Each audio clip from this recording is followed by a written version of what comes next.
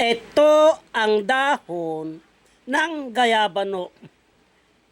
Itong gayabano na ito mga kaubayan ay marami pong benepisyong tayo na nakukuha dito sa gayabano na ito.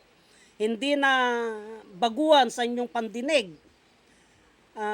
Itong gayabano na marami tayong benepisyong nakukuha, mapabunga, balat, at dahon. Itong dahon ng gayabano na ito mga kaubayan, yung mga tao na kulang sa tulog, ito, yung sirang regla, mayuma, ay kumuha po kayo ng dahon ng gayabano mga 7 piraso at ilagan nyo po, tubigan nyo ng 3 basong tubig, ilagan nyo ng mga 5 minutes at ugaliin po nating uminom ng dahon ng gayabano.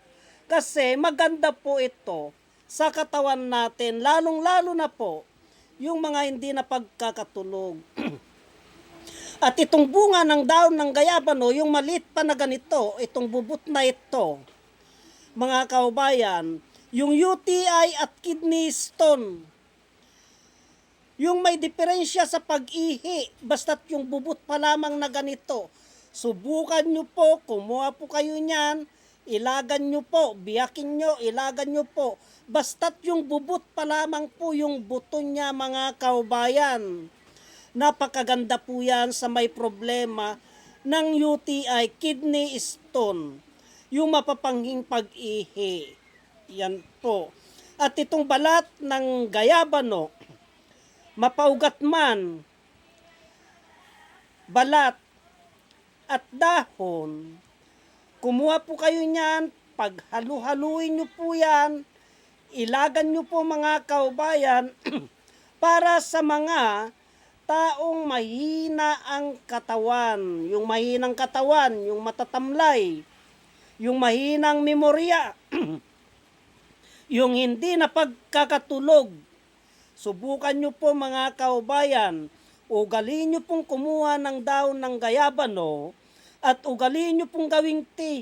Napakaganda po yan mga kaubayan na gawing tea.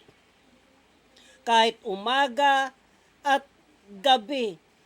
Napakaganda po na inumin natin yan mga kaubayan kasi marami pong karamdaman ang kanyang kayang lunasan sa loob ng ating katawan mga kaubayan. Marami na po sa ating mga kaubayan ang umiinom nito, pinapatuyo po nila ito, kaya wag na kayong magpatumpik-tumpik pa mga kaubayan. Subukan nyo po kumuha ng dahon ng gayabano at gawin yung tea. Kahit na wala kayong karamdaman mga kaubayan.